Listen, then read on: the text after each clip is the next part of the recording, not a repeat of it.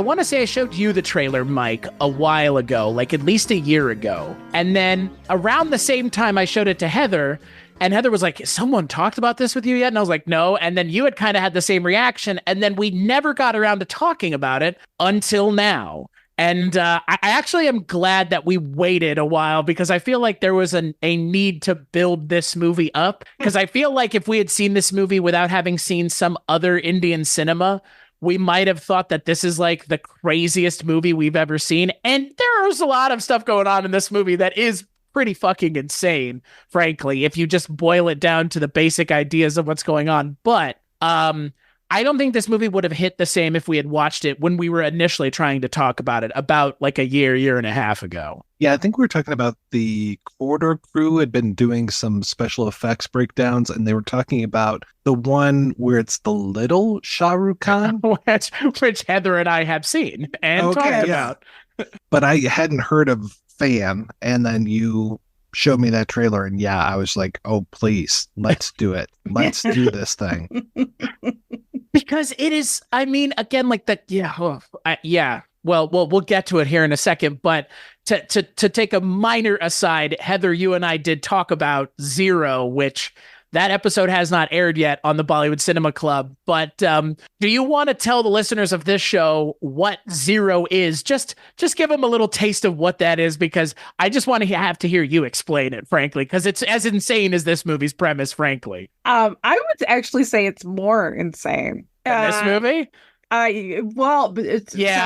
So I hope everybody's sitting down. So the premise is Shah Rukh Khan plays as Mike alluded to, he plays a little person, and he is made a little person through the technology of computer graphics, and he falls in love with this brilliant woman who is this amazing scientist, and she's beautiful, but she has, I believe, did she have cerebral palsy, Chris? Yep, she did. And and the thing that to me is the most nuts about this movie, because if you're gonna, you just think, oh my God, this is gonna be the most offensive thing, and it's not. It's really like not offensive. I mean, it depending. I mean, but I mean, it's not as offensive as you would think. Right. Agreed.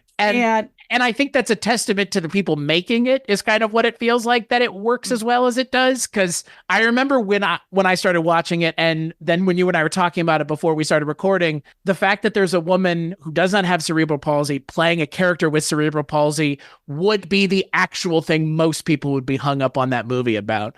But it's because they juxtapose that with miniature Shah Rukh Khan that it somehow doesn't seem that offensive, or as not poorly intended. They didn't have poor intentions behind it, is kind of what it feels like. It has a lot of heart. I will say that if my memory is correct, because it's been a little while since we talked about it, is that his height seems to range a little bit in the movie, where it's like he's an 8th grader.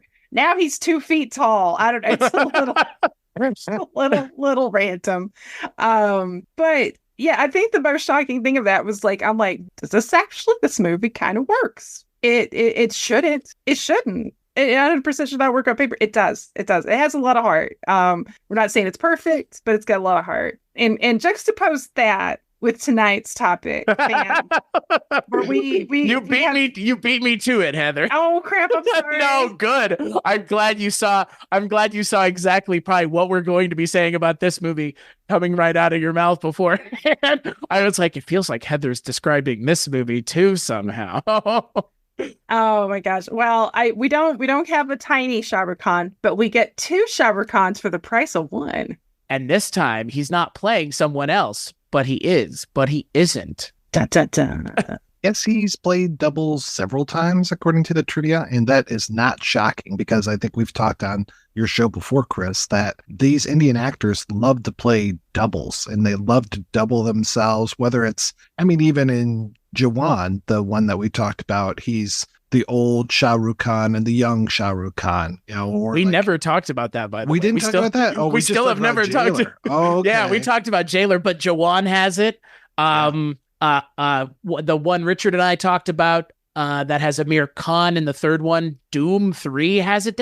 It's honestly, a very prevalent thing in these Indian cinema movies. And on this episode of the Kulturecast, I am still your host, Chris Stachiw, much to the chagrin of many, and it's my birthday month, so we get to talk about the movies I want to talk about, which is Indian cinema. It's also Mike's birthday month, but Mike is not as vain as I am, and he doesn't take advantage of it like I Bro, I'll just take all of fucking May, buddy. Hell yeah. But on this episode of the Kulturecast, I am joined by Mondo Heather's Heather Drain. Well, hello. It's also my birthday month too. Oh, that's right. God, I always forget that there's like 7 of us, I think, that have a birthday. The Aries and Taurians are just coming in full force. Right. We're all here, and we're all heavy emotion havers, according to the Zodiac thing, I believe is what it says. And we're also joined by the projection booth's Mike White. You can just call me Junior Mike White. Oh, Jesus. The way you said that, Mike, was everything. That's my new ringtone. That was pretty good. And yeah, if you can't tell, and you may not, we're going to be talking about a film from 2016 that is an Indian cinema film, and this time it is Bollywood. You can't get any more Bollywood than Shah Rukh Khan, folks. We're going to be talking about 2016's double Shah Rukh Khan vehicle, Fan.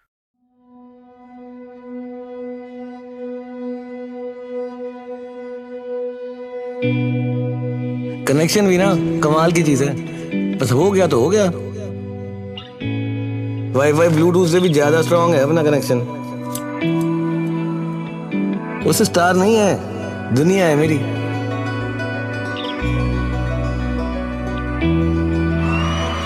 दूर से तो कच्चे वाले fans तालियां बजाते हैं, मैं तो गले लगा के दे के आऊंगा उसको ट्रॉफी। जब देखो आर्यन आर्यन आर्यन, लगता क्या है तू आर्यन खन्ना का फैन।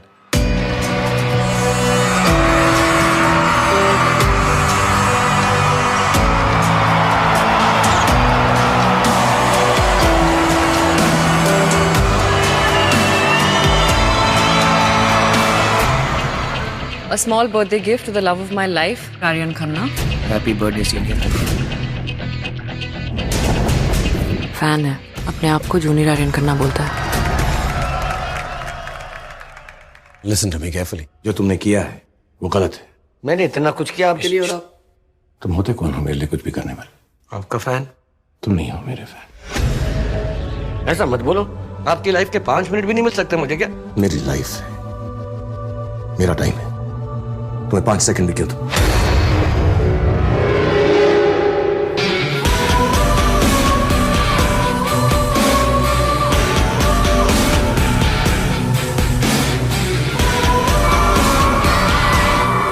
पहले फैन स्टार के पीछे भागता था, अब स्टार फैन के पीछे भागेगा।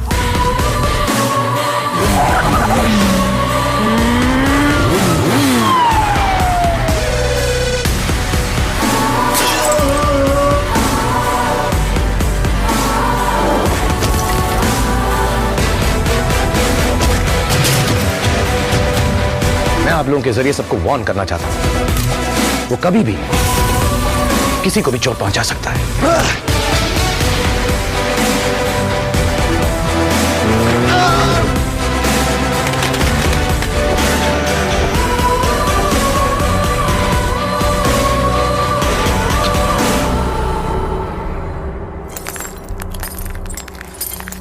गौरव है तो आर्यन है, गौरव नहीं तो आर्यन कुछ भी नहीं।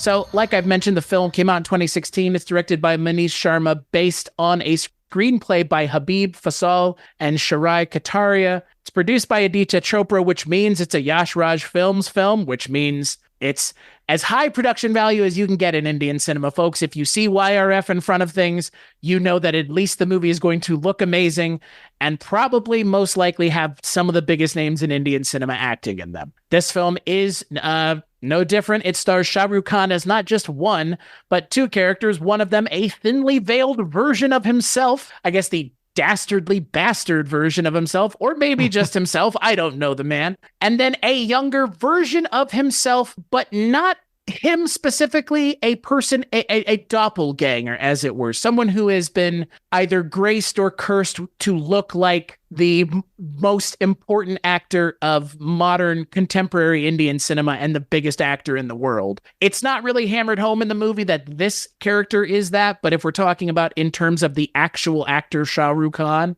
to look like Shah Rukh Khan in reality and not lean into it, I would assume would be a thing some people may or may not do. But as it happens in the film, the character of Junior Aryan Khanna Gaurav Chandna takes it upon himself to insert himself into his hero's life by beating up a rival star and then continuing to stalk him in various ways. There's a lot going on in this movie. There is only one musical number, which is pretty crazy. If you even want to consider it a musical number, it's more of a diegetic musical number. But I'm going to kick it to you first, Heather, because I want to know both of y'all's opinions really badly. But Heather, I'm going to kick it to you first. What did you think of Fan? Wow. This movie, it's interesting. It's really interesting. I think parts of it are a little messy, which we'll go into it. I think there are parts of it that are really good. There are things I definitely loved about it. I feel a little mixed on it.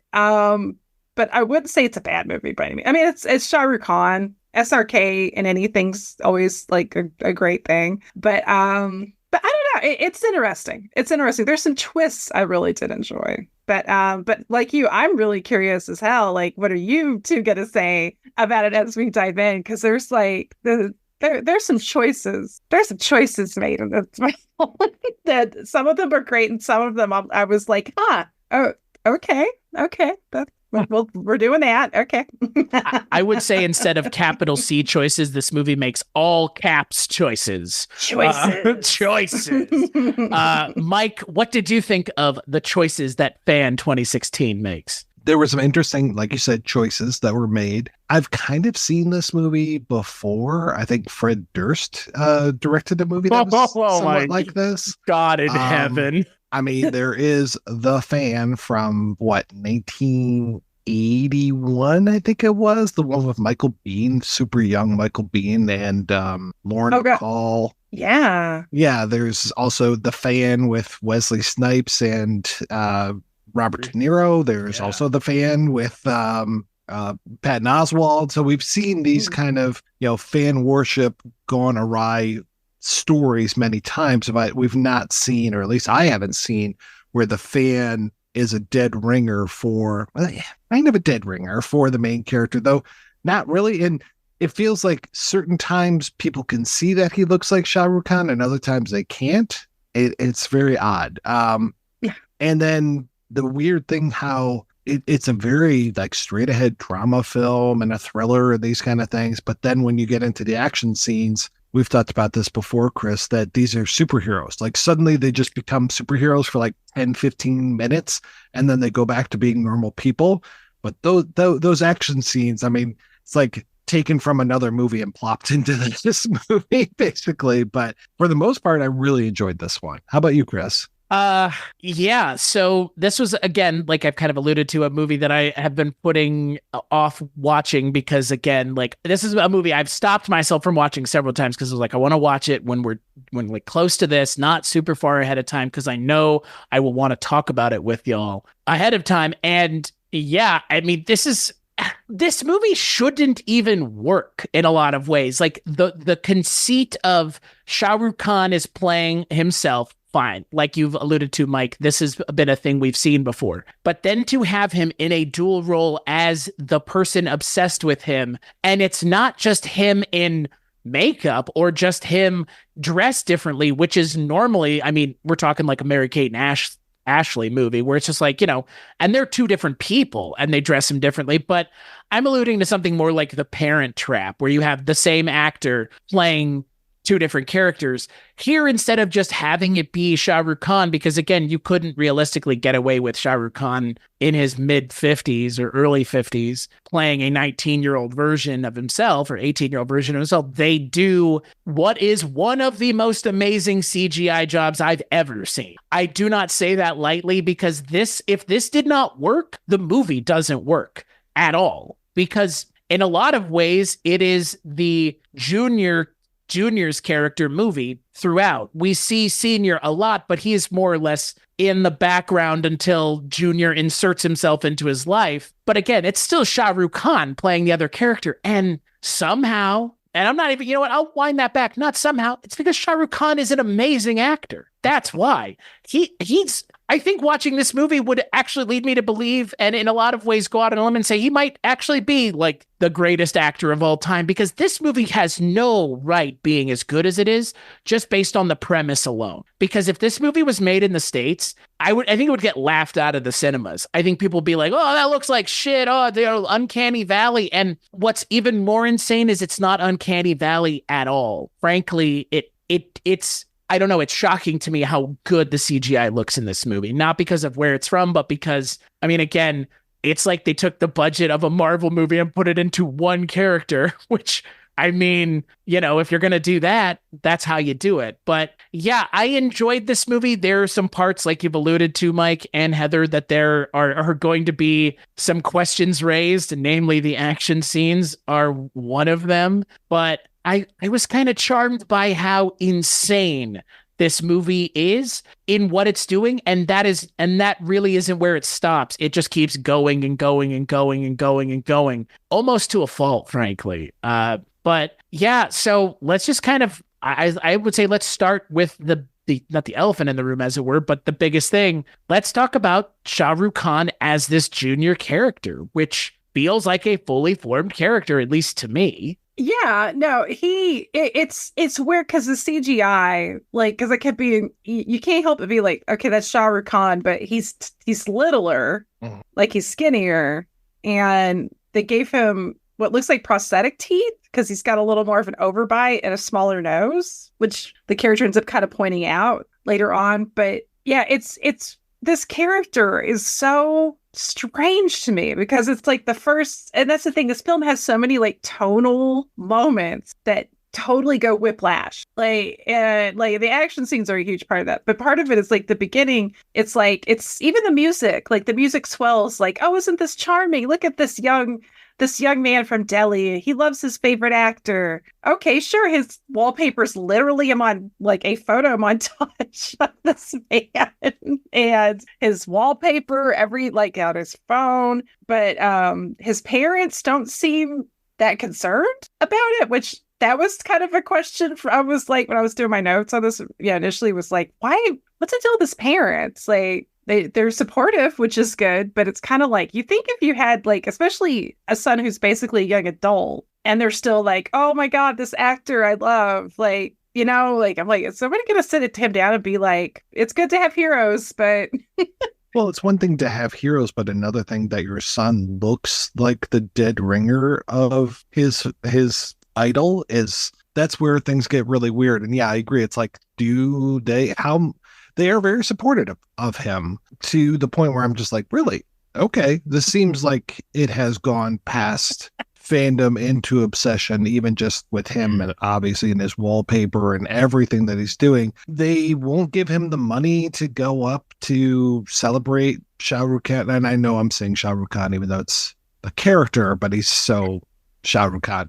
Yeah. I know that they're giving him they won't give him money to do that, but they will support him very much when it comes to the talent show where he wins the money to go up to celebrate the birthday of Shah Rukh Khan. But yeah, they seem supportive almost to a fault, I suppose. Completely, like the blind leading the blind almost. And it's weird. This character is kind of like, it's weird because like at the beginning and the end of the film, it's almost like this bookend of like, oh, look at this charming man. I won't jump ahead to the end, but there's a part at the end that I have to admit I laughed very hard because it just seemed so inappropriate. But yeah, and so it's like, okay, we know this guy's going to be a stalker. I mean, it's even without all of the red flags in the movie, it's like the trailer. So it's like, you're like, okay, when is this worm going to turn? Because you know it's coming. Well, and that's the thing. I mean, I think for me, like I kind of mentioned, like the character works, but I don't think that the movie realizes that the character is working the way that it is intended. And I don't think the movie really ever acknowledges the success that it's having. It's trying to do something else almost the entire time. Like the music in a lot of the early scenes is kind of too upbeat for where we know this movie is going.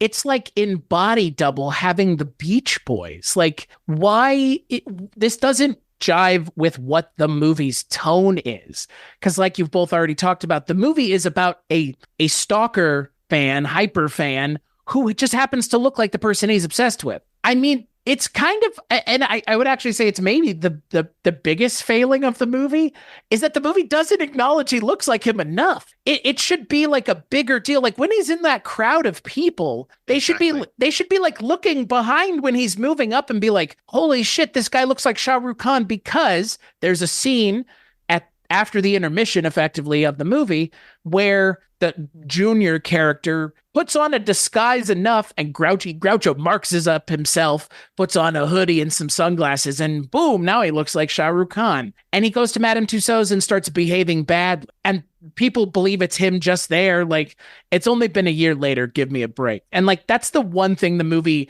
did not succeed at, and it's the thing that I don't know why the movie's not invested in acknowledging the fact that this is kind of not a horror movie, but it's horror adjacent. It's a thriller. It's single white female. I mean, you have a stalker who you can't get rid of, and this person is inserting themselves into your life, and because they look like you, they can do it even easier. The fact that they really never acknowledge that he looks just like him is a really strange choice, to me at least. Yeah, I thought that 1 year later thing, I was like, well, he does look a little bit more like Shah Rukh Khan now, but not that much more. I was thinking like, oh, maybe he lost weight or did some this or did some that. Obviously, they probably changed the CG on his face a little bit, so he looks a little bit more like Shah Rukh Khan, of course. But yeah, I agree with you that it should have been a big deal.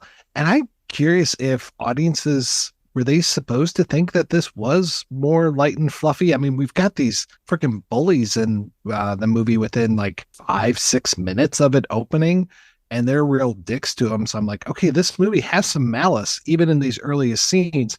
It doesn't feel like it should be portrayed as, to your point, light and frothy when he's going up and, like threatening to throw himself off of a train, but it's still played for laughs kind of thing. And it's not till he kidnaps Shah Rukh Khan's rival and starts to beat him up that you're just like, oh, no, things aren't good here whatsoever. But I like you said, I think we knew the entire time that things were going to go bad. Yeah. Well, I think the biggest flaw with this movie a lot of ways is that I think the writing, because obviously the cast is tight. Like, it's not the cast, and certainly not SRK, but the writing is so uneven, and the musical stings at time were so uneven that it's kind of like, because one film that it made me think of, like, because like if you're into a character like this, it helps to kind of have like shades of gray, because not only does that make that kind of more intense, because you're like, at times you're like, man, you can kind of see why this guy ended up like so messed up and so crazy and so obsessive, but it also like puts you in an uncomfortable headspace. And I love it when movies do that, like Fade to Black with Dennis Christopher, which is such a great film and talk about a great performance. But the thing that helps that film, is that there are times you really do understand that character, and you kind of understand why he's obsessive. And, there's a lot of shades of gray there, and it's pulled off well. Like, SRK's got the talent to pull that shit off. I just wish that the writing would kind of match that. And, I kept hoping, and they kind of allude to it much later on in the film, of this being one of the biggest issues with this character with I'm going to say Guy Van, because that's my Southern accent coming out. but the non-Aryan SRK, the titular fan character, Junior. Well, yeah, Steve, we'll just call him Junior. I like that. It's like, because I kept hoping when the moment where he felt like his heroes let him down, is that, are we going to see a moment where it fully crashes down on him that, like, wow, I'm an empty vessel. Like, I've hinged my entire personality and existence on this person I don't even know. And, and they finally kind of acknowledged that at the very end. But I kept being like, man, come on, we got to go into that, because it's the whole thing with fan culture is that, with idolizing anybody, you're always in danger of sacrificing who you are as a soul, as an individual. And so I kind of wanted a little more of that. I wondered if that was the moment when he tears down all of the pictures, because that's definitely a big turning point in this movie. But to your point, I think that's him getting rid of that fan version of himself and then going into more of the Avenger version of himself and wanting to take Shah Rukh Khan down a peg by going out and embarrassing him and causing all these scandals and all this. And it was interesting that it was the sex scandal, or basically the groping scandal, that really started to bring him down more than anything, more than the outrageous behavior of Madame Tussauds or any of that. It is the groping that happened. Just no one shows up for SRK's next concert or next event. And it was like, whoa, okay. I guess that's sending a message. That's sex pest Shah Rukh Khan. Yes. I just love the term sex pest is such a great term. He's not a sex pest in real life, though, right? No. He just plays one on TV. Right. That's the thing. Like, Shah Rukh Khan, best I can tell, like, is nothing like the Aryan Khanna senior character of this movie. And I'm not saying he's a bad guy in this movie, quote unquote. And he's not really the film's antagonist. He's, not really a protagonist either. He's really just a supporting character to the main character's existence. But he's written in a way where he is somewhat redeemable. Somewhat being the key phrase. I don't think he's completely redeemable, but he's not painted as like a complete scumbag, because if he was painted as a complete scumbag, then you would feel like the fan character, the junior character, is justified in what he's doing, which would be an even more morally confused movie than the one we already get now. I'm not saying this movie is confused. I just really don't think this movie wants to have the conversation that you mentioned, Heather, which is when the parasocial relationship becomes too much and then it becomes like you actually believe you're part of this person's life. What does that mean? And how does that affect people, especially in Indian culture where these kinds of actors are venerated this way? Amitabh would go outside and wave to his fans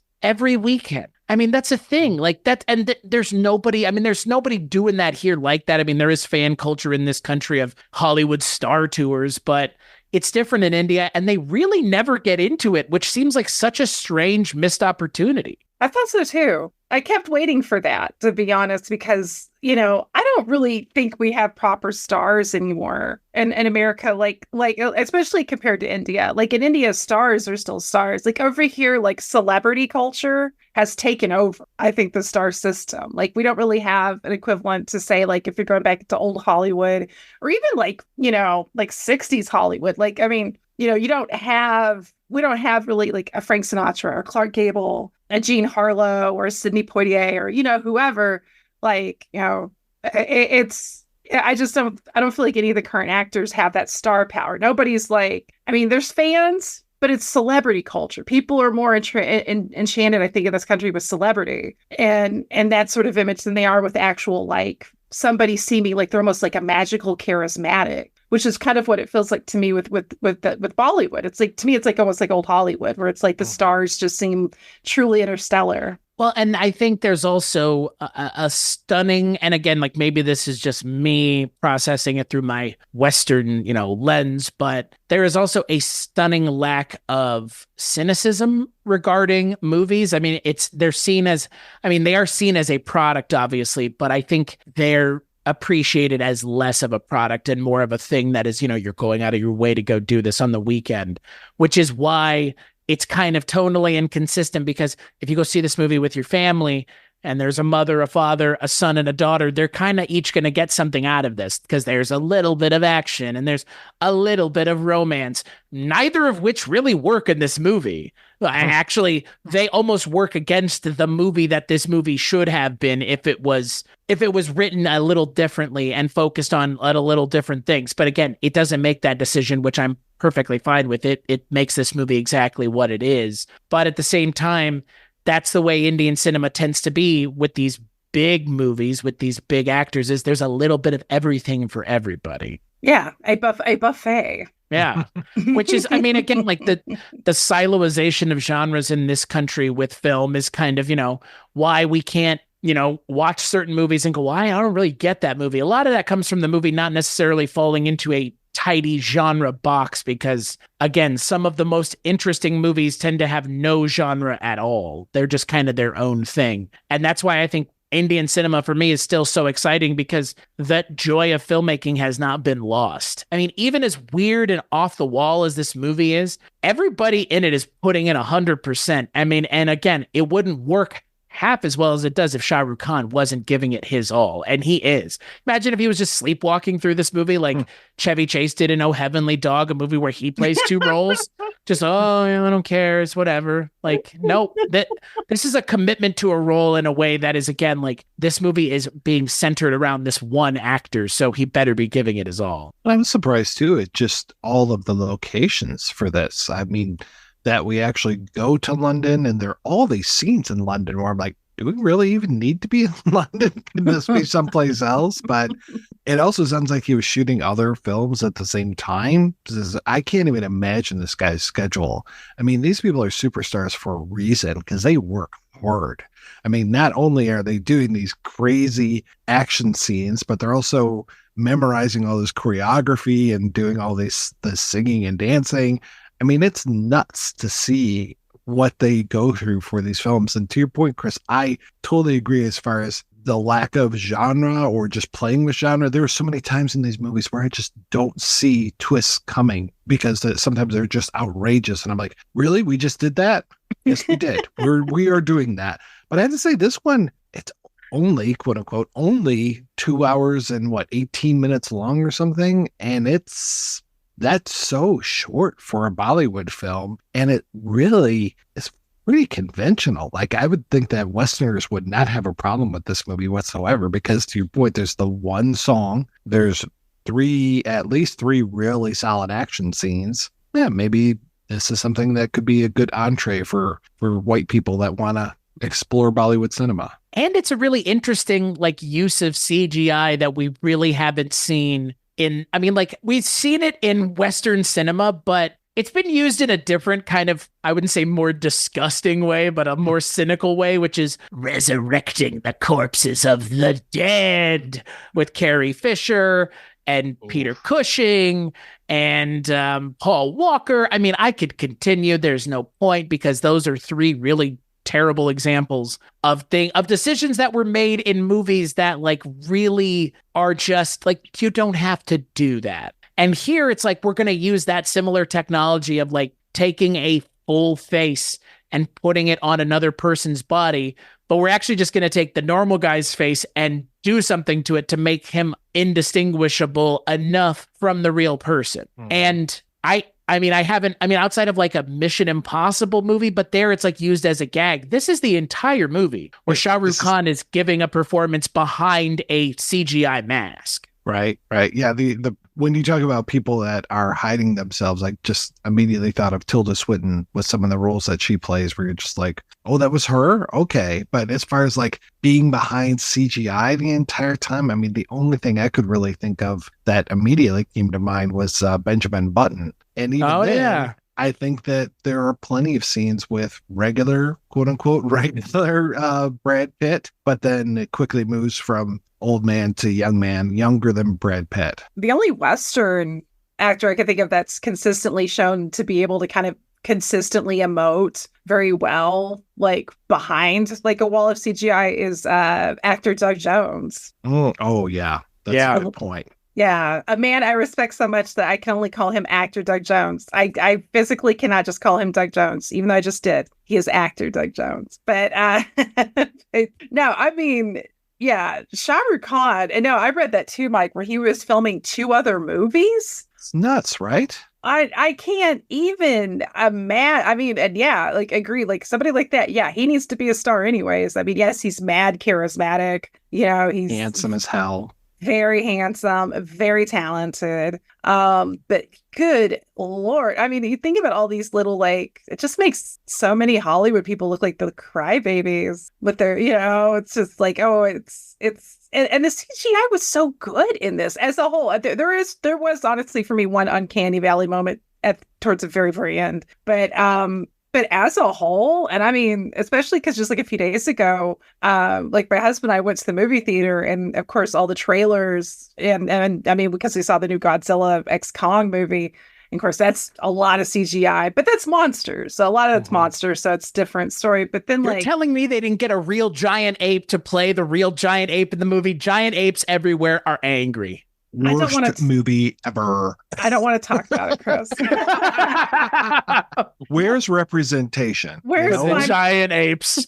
You're gonna tell me Mothra's not real? I won't hear those kind of poppycockery in my ears. But some of the trailers we saw, which almost all of them looked like utter dog shit, to be honest, like is pretty bleak. But so much bad CGI. And I mean, even in Godzilla X Kong, like some of that had great CGI and some of it was a little PS2, little PS3, and here, in Fan, and they're doing the most difficult kind where you're mimicking a human feature amidst things that you could touch, like compared to, physical surfaces and people that aren't CGI, and it works. It shouldn't work. It should not work as well as it does. And I'm somebody who's very much like 99% on the practical side of things if I have my druthers. But yeah, it was so good. Well, and not only are they doing it once, but through the first half of the movie, I noticed so many mirrors. There are mirrors every place and reflective surfaces. And we really get to see him,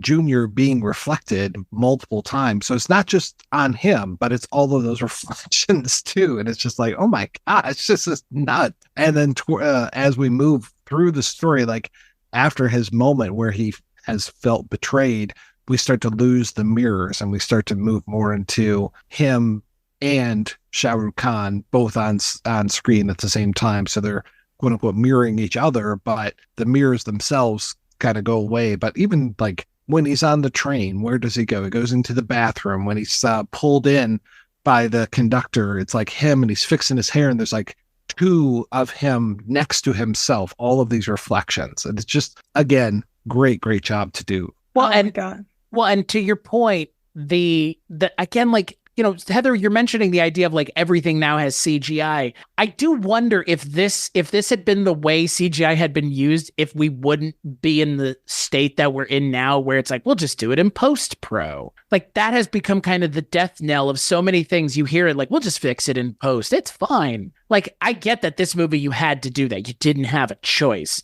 but you also had to make sure that technology worked ahead of time. And to your point, Heather, with movies now coming out that don't look as good as this movie, which came out in 2016, the Indiana Jones film that came out last year could not make 15 minutes of Indiana Jones CGI digitally de-aged look half as good as any one of the scenes in this movie. And to your point, Mike, with the mirrors, that feels like the lamp moment of this movie from Roger Rabbit, where they were like, we're really going to push ourselves as CGI effects like artists and make sure everything lines up, because yeah, when you have the corridor crew out there now, like inspecting everything, and they didn't know that in 2016, but like, yeah, I watch them talk about these kinds of movies. They're shocked. And I'm like, why are you shocked? They're putting it all on one thing. They're not doing much else with it. It's for this singular thing.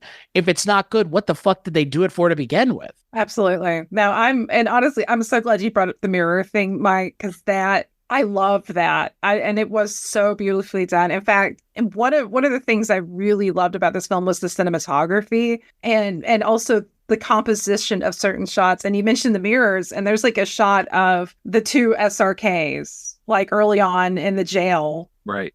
And they're being reflected off like a pane of glass. And the way that was done and framed and lit was gorgeous. Like that was such a beautiful and beautifully executed scene.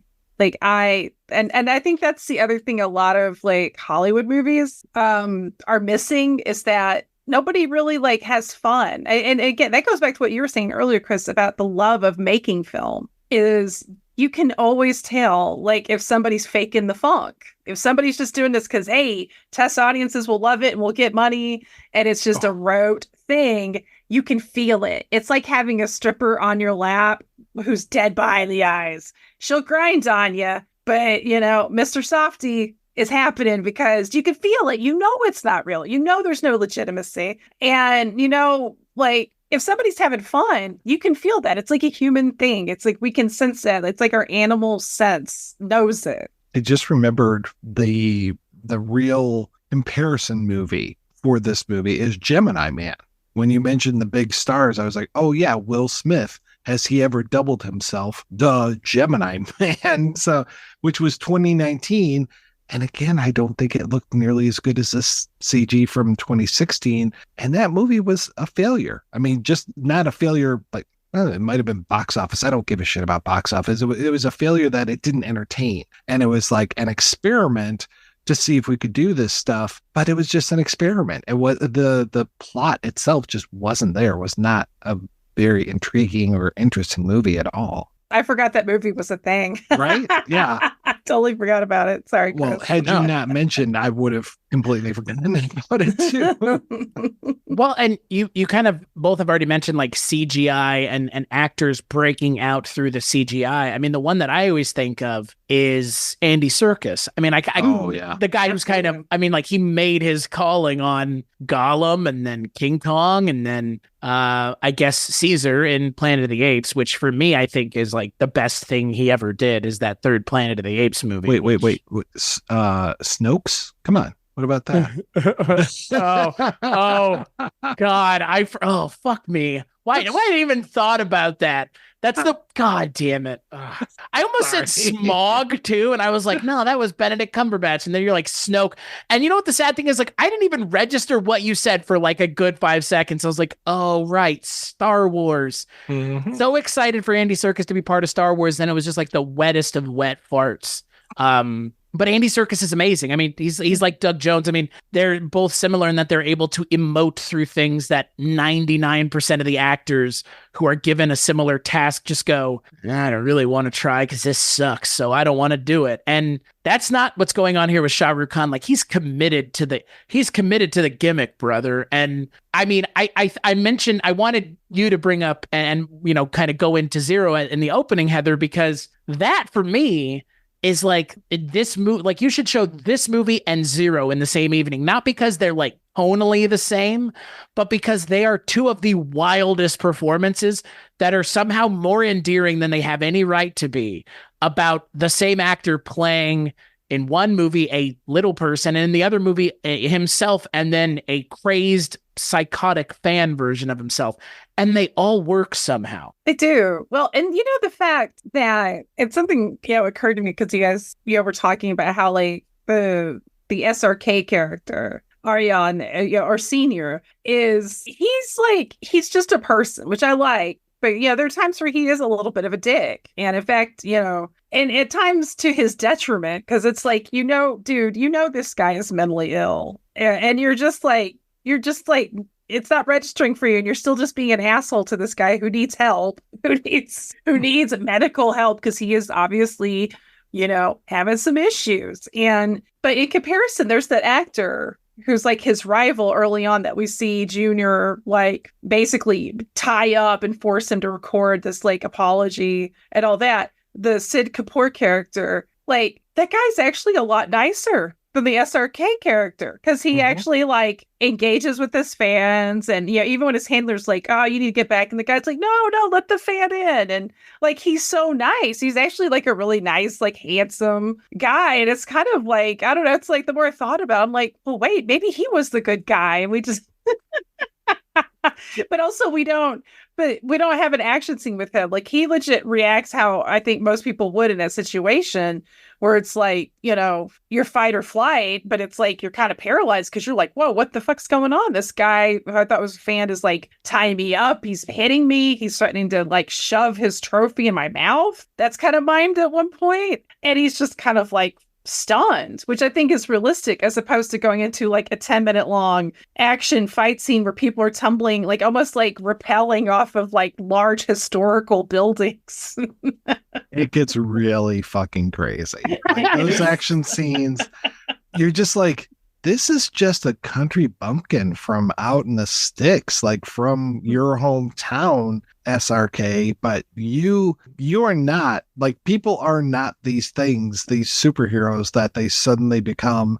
And then, Junior's also a superhero for no good reason. But I mean, it's fun to watch, but at the same time, it's tonally so different from the rest of the film that it just kind of sticks out for me. Well, and I don't understand. I don't understand why they didn't lean on it more, because again, like in a lot of ways, the movie succeeds in spite of itself is kind of what it feels like in spite of the fact that there's not enough action, in spite of the fact that the movie doesn't really lean on the psychological aspects of this. Like you've mentioned, Heather, like you've also alluded to, Mike, the idea is this guy is mentally unwell. They should show him not even taking his meds. He goes off of his meds or, something to that effect. Show that nothing has worked and that this guy is like, again, he puts on this performance every year and he wins and he's known as the local celebrity. He's the guy who won the watermelon seed spitting contest in 1995. It's that kind of thing where it's like, you just happen to be, there are people that are Michael Jackson impersonators.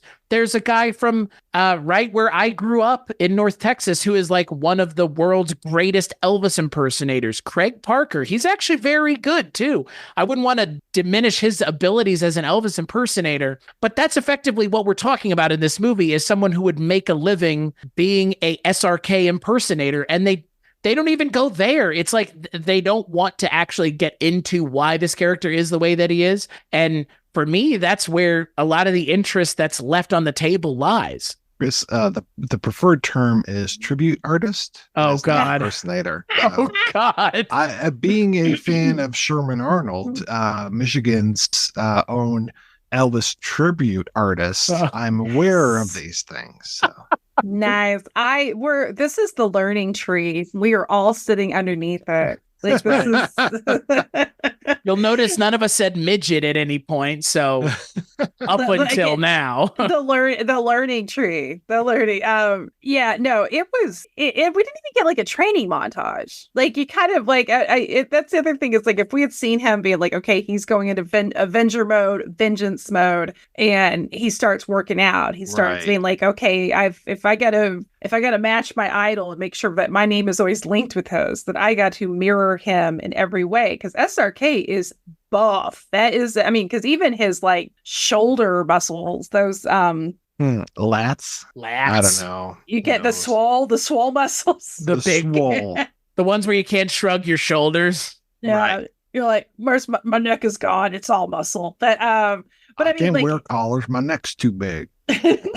But like when he's wearing like a turtleneck or something, you can see like this guy's jacked. Like SRK's in beautiful shape, and like, so it's like, and if this guy's gonna go toe to toe with them, it's like, yeah, get a montage, like you said, Chris, like maybe him not taking his meds, him maybe retreating, because at what point later on the parents say, he was fine until he met you and he came back different. But we never see any real interaction with his family other than him selling the cyber cafe, which my question was like, where did he get all this money as like basically a young adult to own his own business and get all this money for selling it when he's still living at home? I think it's all those talent contests. That seems to be his only real income source. And he gets like, I don't know how much 20,000 whatevers are compared to other things, but he's got that big wad of cash when he's taking the train that he refuses to buy a ticket because he wants to travel the same way as Hero traveled. Okay. And he's peeling off $100 bills or whatever for 100 rupees for a vegetarian meal. I'm like, okay, that's my fan theory. And I do mean that as a pun. $139, by the way, is how much money he won. Oh, okay. It's effectively like, say, 250 American. 20,000 rupees is about 250. And yeah, so that's the thing. Like, his parents go, you're not going to spend $250 to go to Delhi to see Shah Rukh Khan. Like, there you go. They're probably like, it's going to cost more. Yeah. Well, and that's the thing. It's like you both have alluded to, the beginning of the movie doesn't really do a very good job in setting up what the actual issue at hand is, which is this guy is unwell and none of this is okay to begin with. But it's kind of played with such flights of fancy that he's in these talent shows, and look at him, he's juxtaposing himself with himself, and he's doing these dances and everybody loves it. I love that comes back later in the movie as kind of this sinister thing and it's not even sinister, it's actually for his own good, because again, he is the villain of the movie. But like, those scenes are kind of unfortunately few and far between in the second act of the movie. The second act of the movie just kind of meanders all over the place in a way that by the time we get to the third act, where it's like a full-blown action movie, it doesn't feel as earned as it should have. And again, I'm not saying that the action movie couldn't have worked.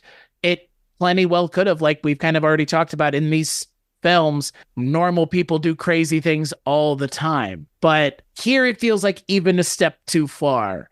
Because again, like, they don't allude to him having really made any changes. He's just, we don't see him for a year. Okay. Yeah, it felt a little random. It to me, like, it's just like, I'm like, oh, okay. And yeah, like, it doesn't, the film as a whole is very enjoyable, as I think we're all pretty much in agreement on that. But yeah, that's random. And also just the fact that a guy that his thing is computers and owned a cyber cafe, all of a sudden is able to do like triple like somersaults and like parkour. Like, I believe SRK's character can, because he's an actor, like, more believably. But yeah, not the local dude, like you mentioned, Mike, from your neighborhood. Like, when we all knew somebody like this in high school that was like really into something or someone, probably to what one would say in this film's case, an unhealthy level. But again, like this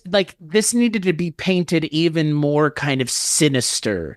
And where the movie goes at the end of the movie, it kind of thinks it took it there. Like, and let's talk about the third act, because I think we all really want to, because that's where probably most of the problems lie for the movie, at least in the final execution of the movie and what it's ultimately trying to say. So at the end of the movie, you have SRK confronting himself, his junior version, on a rooftop after they've essentially bought their way up there, and they're both at their wits' end. And he essentially goes, hey, you need to go get help and like stop and start living for yourself and stop living for being me, or, trying to be me, and you are yourself, and start living as yourself and be yourself. And he goes, nope, fuck you. You didn't say sorry to me, and throws himself off of a building, which is just like, that whole time you never said the word sorry.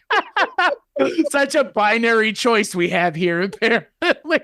I mean, I guess if we really want to dig into the idea that this guy's unwell, I guess the movie makes it pretty clear in the most drastic way possible that this man is clearly unwell. But I don't feel like the suicide at the end of this movie is remotely earned at all. It kind of just feels like, we don't know where to go with this movie, really. Like, I get what they were going for, where it's like, our names will be linked forever, but like, so what? Like, Jodie Foster and John Hinckley are linked forever, but I think Jodie Foster at this point is probably more known for other things, because as time passes and people forget and new things are made, people tend to forget those things. Most people now don't think about Richard Gere and the gerbil anymore. Like, that's not what anybody thinks about. That was a thing. Speak for yourself, Mike. Sorry. Team gerbil. All the sorry. When I was watching the movie, there's a moment where it's the two guys that come to pick up Junior after it has been revealed to Senior what he did with Senior's rival. The two guys that come to pick him up are tall. They've got these mustaches. I can't find their names on IMDb, but I would not be surprised if they're two of the guys that hang out with, well, maybe not because it's South Indian, but they so look like those dudes that hang out with Jailer, the ones that are sharpshooters. Oh, yeah. Two Indian heavies. Yes, I will agree with you that the suicide is unearned, but I have to say it is shot beautifully, with the lights in the alleyway and then the I think you mentioned Blowout earlier. All of the fireworks going off overhead so reminded me of Jack at the end of Blowout when he's cradling Nancy Allen's body in his arms there. Oh my, okay. I'm glad you brought up the fireworks. That was when I started laughing because I was like, Bridge too far. I was like, what? Like, this is, I mean, the suicide, I didn't have a total issue with it just because, like, there's the whole thing where he's talking about you've ruined my life, even though he's ruined his own life because, and I had to mention my personal favorite twist is when Senior is like, okay, basically, okay, you want to go, kid? Okay, let's see how you like it, and goes to his parents' house, talks to him from his right next to his parents, being it's like, oh, you're gonna see the real me now. I'm not a star now. I'm just a guy from Delhi. Like, and he's all like in like a badass mode, and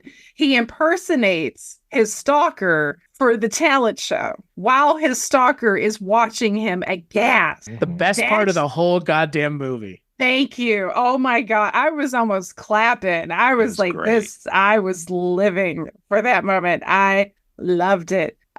So with him suicide, because his parents at this point they've been forced to face the fact that, like, yeah, your son has lost his shit and he's literally trying to kill people now and shooting at a public space. So yeah, I mean, there's no turning back. As sweet as the thought is it for Senior to be like, basically say, no worries, I'll go back and act like nothing happened. You do that too. I'm like, I'm pretty sure the police might have an issue with that. I mean, that's something, yeah.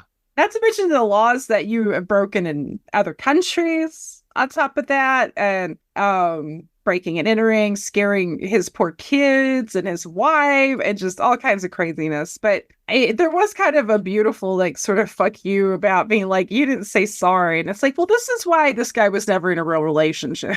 Can't take it. He couldn't take not hearing sorry, apparently. You cannot have a healthy human relationship of any stripe without at least being willing to say, you know what, yeah, I'm sorry. I'm sorry. Or just to let shit go. So that's just gonna let shit go. It's healthy. You can't hold on to things like, whether somebody, didn't clean the toilet seat, or if it's your favorite superstar and they snubbed you and may have thrown you in jail because you may have kidnapped somebody against the bill. Beaten just a little bit, just a wee bit, but just a wake up call. The way that suicide, Mike, you nailed it. It's perverse because it's beautifully done, and it's like a hero step. Right. They have given him the moon pushes of death scenes because it's gorgeous. The music's nice. And also we got fireworks. And this is where I thought it was a little uncanny valley when you have that camera angle where his face, the camera angle where his face is facing flat straight up. And it's almost like Rictusgren. It's so close to Rictusy. I was a little unsettled by that, but it's a death scene. You probably should be unsettled, but I was like, okay, movie, I get it. The total whiplash. You're just getting that one little more like whip sound in there of just like, what are we? I don't even know what's going on now. Okay, he's beatific. Nice. But I appreciate it. I'm like, if you're gonna go nuts in a film, embrace it. Oh yeah. It's the only way it's going to work. I kind of wish the movie had gone more nuts. Like, frankly, like I don't know, like and then that's kind of what we're all saying is like, I wish that there was more of the stuff we enjoyed, which is the movie just being very strange, like in a very specific way. And I actually come to think of it and kind of surprised, given how successful this movie was, that this movie hasn't been remade in the States, like with a major Western actor. Like you mentioned Poppycock does not count. That Fred Durst movie with John Travolta doing a terrible British accent does not. God, the fact The Fanatic. The Fanatic. Yeah. God, that movie is good Lord. This movie, I think I'm surprised they haven't, some aspiring, Western filmmaker didn't watch and go, well, if we get the right actor, they probably would do this in a heartbeat, like a Johnny Depp type. or someone who's like, just like, I'll do it just because like I'm and you can, because again, you could lampoon the real person at the same time. And well, yeah, it's like Bowfinger almost, where you've got the two brothers. Like you find out at some point that the second Eddie Murphy is the brother of the first Eddie Murphy, but the first Eddie Murphy is completely insufferable, lampooning himself, which I found to be great. Right. And again, like this movie doesn't even really pull the trigger on any Shah Rukh Khan stuff either. Like and look, that's probably because he's the one in the movie. If it weren't him, but it was a character meant to be him, kind of like, and again, maybe another thing that's similar to this, but it's done with practical effects is a Tropic Thunder, where it's like, you're kind of speaking to the real people, but like, again, Ben Stiller is playing Tom Cruise in that movie, which is why they're lampooning Tom Cruise. I don't know. I mean, I'm not saying SRK is not a well-intentioned, self-aware human being. I'm not saying that. He probably is. He wouldn't have gotten as far in life as the level and caliber of actor that he is if he wasn't half self-aware, at least completely self-aware. But because he's playing the character in this movie that is himself in effectively real life, they don't send it up. It's just, he's just there. And it may have even been better if he had been dialed up a little bit. But again, I think the movie doesn't really ever pick a lane, unfortunately. But I will say the scene at the end of the movie where he sees Junior in the crowd is just it's such a, what the hell? He'll like be haunted forever. I mean, guess. Yeah, it that reminded me of like a Taxi Driver moment with like Betsy getting into the back of the cab. I was just like, okay, we're gonna end this way. All right. Yeah, like I think we get it. Like I actually get it the first time you did it, movie. And that for me, I think that scene where Shah Rukh Khan's playing himself, seeing himself, and they just stay on him, and it's like the very slow motion freak out of him seeing himself. I think that scene is horrifying. Like that, and you get to see like the genuine insanity in this character, and like, oh shit, like now he's seen it, and now we're really in trouble. But they kind of undercut it by having it come back at the end of the movie and be like, he will haunt your dreams. Like, what is this? The Twilight Zone all of a sudden? Like, come on. We get it. I get it, movie. Like this movie is not playing fair with its emotional kind of cards. It's holding some back because again, it has to make Shah Rukh Khan, I guess, relatable and likable as a character. But I think it would have been a little bit more interesting if he had been kind of a bigger piece of shit throughout the entire movie. Just to underscore the fact that at the end of the movie, this guy also gets what he deserves. Like, I don't actually think Shah Rukh Khan's character in the movie deserves to be saddled with this psychotic human being that was obsessed with him. Yes, he did not say he was sorry, but to Heather's point, get a fucking grip, dude. Yeah. yeah. I don't. Well, especially when he keeps being like, you still didn't say you're sorry. It's like, dude, you just framed him for a whole bunch of illegal activity in a foreign country that he's not a citizen of. He's got to deal with like this third-rate, pissy ass, it's Peter Capaldi, like, like officer. Who was slightly a little racist. I felt like he was like, yeah, he definitely was. Oh my gosh, I was, and I'm like, that guy's the villain. Can we just have him stalk his ass? Like, right. like SRK's not that. I mean, even SRK in this film, in his most dickish moments, he's not that bad. It's nothing transgressively bad, And honestly, if they had mentioned in the movie, hey, he's making 3 films and he's got kids. Okay, yeah, he's not going to be Mary Sunshine all the time. I'm exhausted just thinking about it. So, yeah. And that whole end scene was weird because it's like, because the way that the characters were looking at each other, I'm like, is this supposed to be scary or is this some sort of like transcendent, like, there you are, my little stalker ghost or something, I don't know. It just seemed tonally, again, because think about crowd scenes in A Perfect Blue, like, and that's a very different movie, and I know it's an anime, but like her stalker, when you see his face in those crowds, it's immediately like terrifying. It's scary, and you feel for her, you worry for her, and I feel like if we're seeing a dead ghost of a stalker, that should be a similar vibe. Well, I'm just glad that they didn't have him mouth the words "I'm sorry" and then have the ghost like fade away. That would have been so bad. Well, at least they didn't replace the ghost with Hayden Christensen. Speaking of Star Wars, I guess, and again, because we have Wikipedia and someone wrote the Wikipedia explanation for the movie, the Wikipedia explanation is that he sees the fan in the crowd, and in seeing him, he appreciates the other fans more, and he re-engages with the other fans in the audience. Like, are you fucking with me?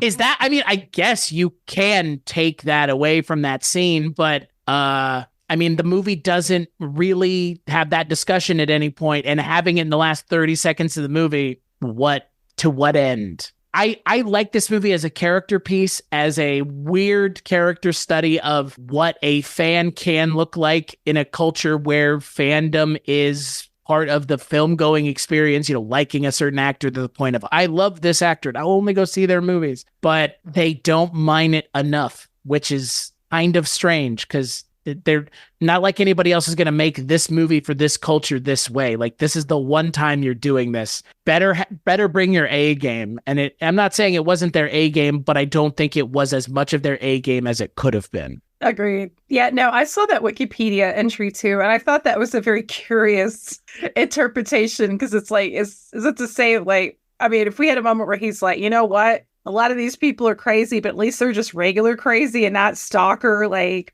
forging IDs and wearing fake beards crazy. No, that was, it handled so weird. It's almost like part of me almost wishes they would have gone darker and be like where he keeps seeing different people looking kind of like the fan, where it's just, you realize this is but again, it's like me probably wanting more of the parasocial kind of aspects brought to the forefront, because I feel like there is potential for that. Like, I feel, but you know what? I enjoyed the film. Gosh, I have, somebody could definitely do a lot worse than the fan, as evidenced by the trailers that I had to sit through. Twisters?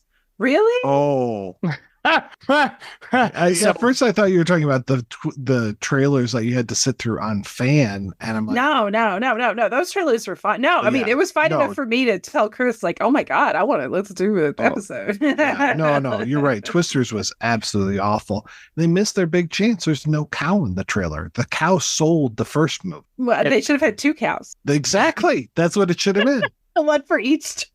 Right. I was more of a fan in the first movie of the smoldering chemistry between Bill Paxton and Helen Hunt. My God, listen, could not stand one another, apparently.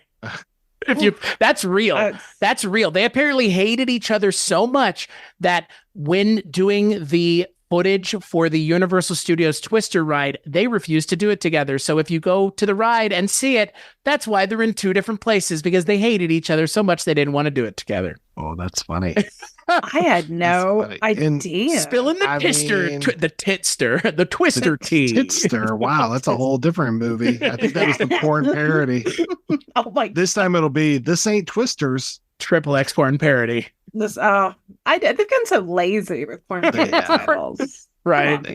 Let's go back to the days of Hannah Does Her Sisters and on Golden Blonde. Exactly. Edward Penis Hands. Yes. The Poonies instead of the Goonies. That might be my favorite. Well, Chris and I are going to have to watch Sopornos at some point. Sopornos. Talking all about the HBO classic. And you know how much hot incest there is all the time in that show. The sexual tension between Tony and his daughter is off the hook. Oh God, I'm sorry. I just don't like. There's a Simpsons XXX porn parody out there too, and it's just there's no incest because they don't do it, but everybody clicked on it expecting there would be. So shame on them. Shame on them.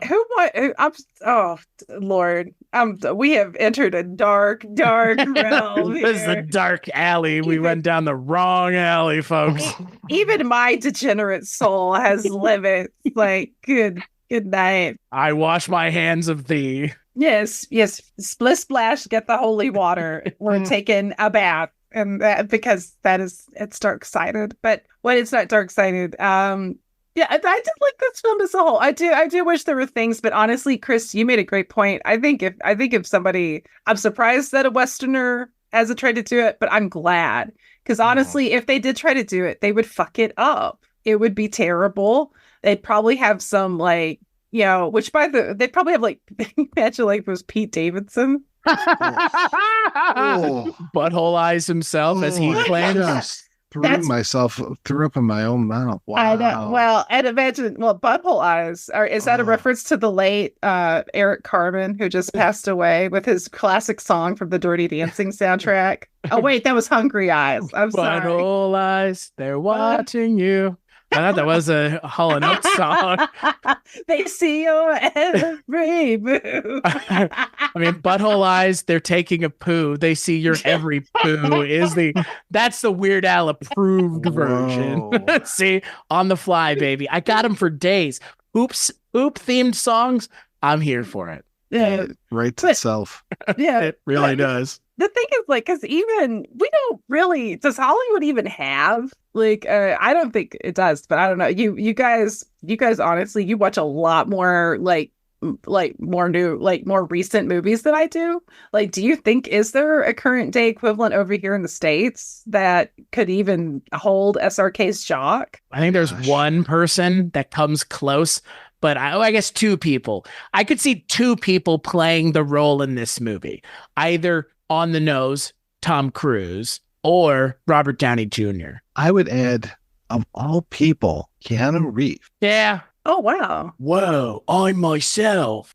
Something. I mean, and he'd be so like cool about it at first, and then he would just continue to get angry, and you really haven't seen angry Keanu other than like John Wick, Right. And even then, he's not really that angry. Yeah, exactly. He's not. He's not Nicolas Cage, who is another person who could do this, and he kind of did with that the Genius movie. Genius movie. The one with him and Pedro Pascal, The Unbearable Weight of Massive Talent. There we go. Yeah, that movie was okay. Yeah, because he was doing Sailor as well as himself. Yeah, that's right. Actually, you know what? That's an interesting comparison. Yeah, I enjoyed this more than that. I mean, again, like if we're talking about like fan worship and fan culture, like that movie kind of is the closest that we could look at immediately. But I mean, to your point, Heather, like, and we've said this plenty of times on the Bollywood Cinema Club, and it probably bears repeating here on the Kulturecast, there aren't any actors of their equivalent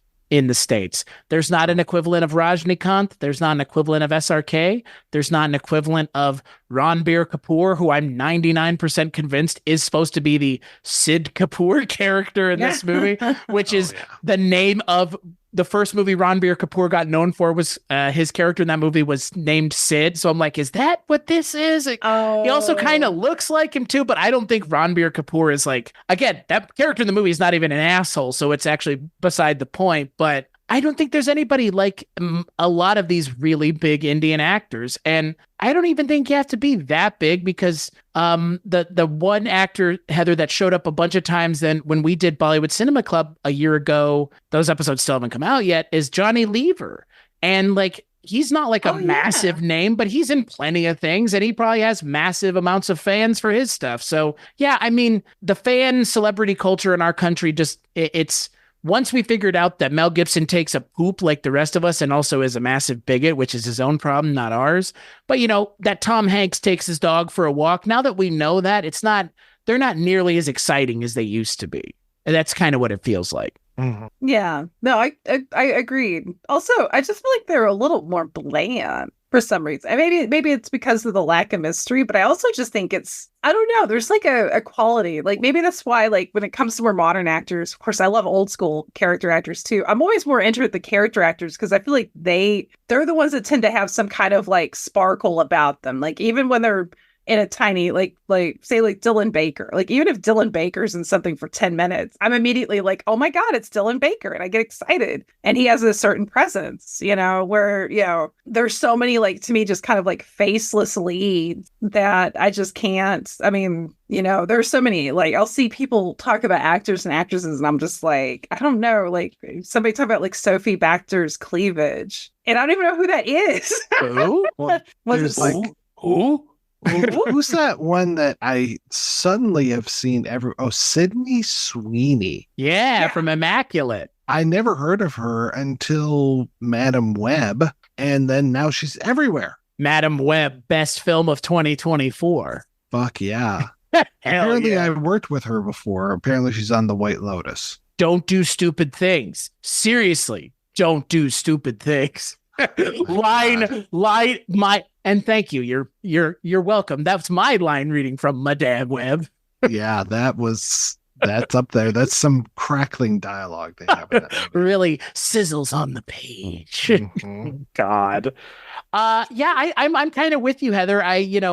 Maybe this is just me, quote, getting older, unquote, and becoming more of a get off my lawn type of old man. But yeah, now the line is so blurred. It's like, where are you from? Are you from something? Are you from TikTok? Are you from YouTube? Or are you just famous for farting on the internet? Like at this point, at this point, you can literally here's an example. I was in LA a couple weeks ago and I saw while walking out of the bathroom, and I won't say who, a pretty famous YouTuber that my parents watch. And I called my parents when I got out of the bathroom and I was like, hey, I think I saw this YouTuber that you guys watch while I was walking out of the bathroom. They were like, you should go say hi to him. And I was like, guys, no fucking way. But I was like, but I'll do it for you guys. I was like, I'll do it for y'all because I love you guys so much.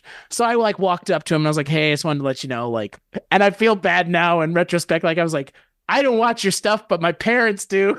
I was like, oh, sorry. And then he was like, oh man, that's really nice. And I was like, yeah, okay, bye. But again, he was able to walk around in the airport with there are people in the world that cannot do that. And I think that is becoming less and less every day. And also I think it's becoming less of a thing anyways. I don't know, everybody can have their 15 minutes of fame now, even if you create it for yourself. So it feels a lot less exciting when you can just be like, I'm going to make YouTube videos and get famous that way. The path to being famous is a lot more wide open than it used to be. Yeah, that's an excellent point, actually. That's also that guy sounds nice. I'm glad at least he wasn't a dick. Yeah, it was very nice too. I kind of came off as a dick by accident. I was like, it's not that I don't watch your stuff. I don't watch your stuff, but someone else enjoys your content. So at least that's what's important, right? I would have taken the comp. Absolutely. Yeah, as opposed to, what do you do? Podcasts? No, nobody does that to us anymore, right? Mike, final thoughts on Fan. Yeah, like I said before, I think this would be a good entry point for people to get into Bollywood films if they haven't before, because it is pretty Western concept. We have seen this before. I think the action scenes are great. Like the one musical number that we have. Almost wish that there were more. And yeah, it's on Amazon Prime right now, and the subtitles are very good, which is surprising. This is one of the few films, Chris, that we can say the subtitles were really good. So thank you for once, Amazon. If it's a YRF film, it has a very high likelihood of being well subtitled, as you can probably tell. Yeah. Once we kind of start deviating off of the big studios, your mileage is going to really vary. Yeah. Yeah. Heather, what about you? Final thoughts on Fan? You know what? I think it's an interesting film. I think it's got a lot of fascinating twists. It's got some gorgeous imagery and it's got a great performance by SRK. Could be better, could be a hell of a lot worse. So yeah, I liked it. I'm so glad we got to do it. Yeah, no, I'm the same. I'm glad that we finally got to talk about it. It did live up to everything I was hoping. It's kind of like for me, Heather, when we did Ega, which was, again, such a crazy concept of a movie, and yet it works. I love Ega. Yeah, Ega is Ega, when a man is resurrected as a fly and then fights a human being the entire movie as a fly. If that doesn't excite you, I don't know what will, but this movie is up there for me in terms of the highest of high concept things I've seen from Indian cinema. And just like Ega, this movie is way better than it realistically, if you describe it to someone, would have any right working. But this movie works really well. It has some problems, but again, the problems don't get in the way, at least for me and clearly for y'all, of my ability to enjoy this movie. And yeah, I think to your point, Mike, this is one that should be on a list of, Bollywood movies that would be easy for you to get into because A, it's easy to find, and B, it has the biggest, in my opinion, and I think in a lot of people's, the biggest name in Indian cinema in it.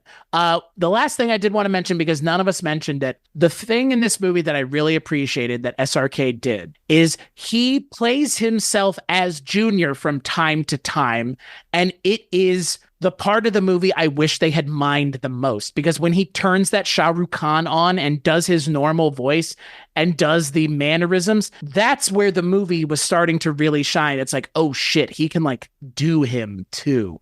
What does that mean? It never really gets mined. But again, if this movie were ever made in the States, that would probably be the direction that they go, because you've seen this movie do its thing and you would need to go a little further. So yeah, I think this movie lived up to the expectations that I had for sure. And look, it's an SRK movie. You really can't go wrong. So on that note, we'll take a break, play some ads, and we'll come back with the end of the episode.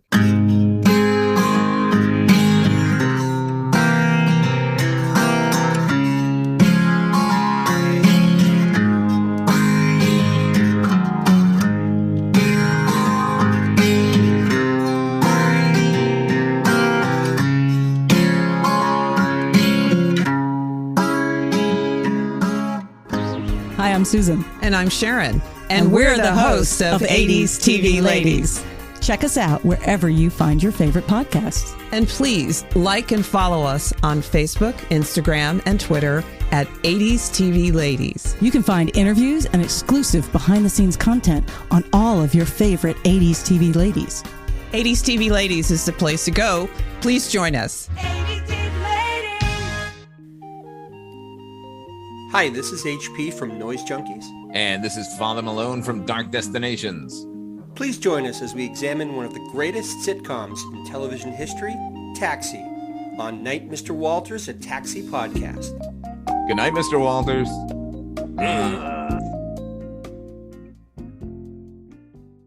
Good evening, and welcome to Night Gallery. Thank you, Rod. And I want to welcome everyone to Midnight Viewing, where once a month we talk all about your follow-up to The Twilight Zone, Rod Serling's Night Gallery. They say it's Rod Serling's Night Gallery, and it isn't really Rod Serling's Night Gallery, it's somebody else's. Oh, we know. We talk about it a lot. Your curators at Midnight Viewing are the Projection Booth's Mike White. What can happen to human beings when trust is wiped out by suspicion? And Kulturecast's Chris Stachiw. Small boy encased in a crystal ball. And I'm Father Malone. The kind of thing that usually infests nightmares. Join us monthly at Midnight Viewing, the Night Gallery podcast at weirdingwaymedia.com. Doesn't remotely belong to me. I have no proprietary interest in that at all.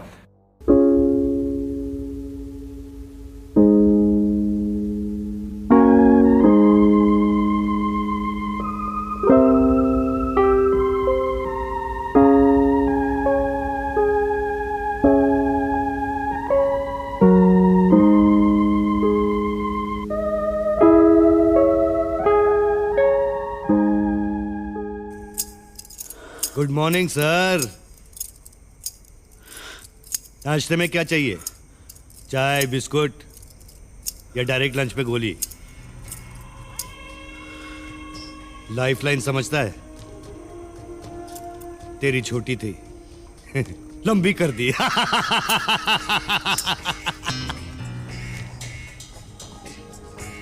पैसा नहीं है।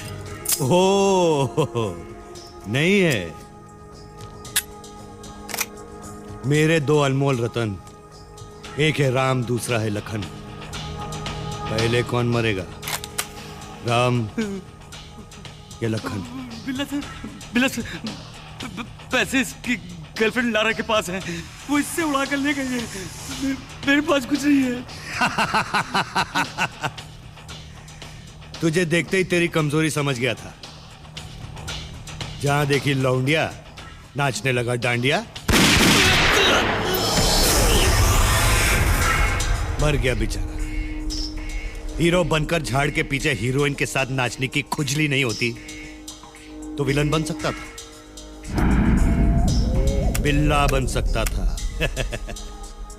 लेकिन भागी तेरी heroine तुझे मेरे लिए छोड़ के। अफसोस। मुझे मौत दी तो इस कारपेट पे से खून के धब्बे धुलवाने के बाद सिर्फ लॉन्ड्री का बिल वापस आएगा। मौका दिया तो शायद तेरे 25 लाख वापस आ जाएंगे। तेरे आपके 25 लाख समझा बेटा। लंबी रेस के घोड़े को गोली नहीं मारते बिल्ला, गुड़ और चना खिलाते हैं, फिर दांव लगा के पैसा कमाते हैं। पैसे तो मैं तुझे बार में भी नचा के कमा सकता हूं। सोचना यह है कि तुझे बार में नचाऊं या रेस में भगाऊं।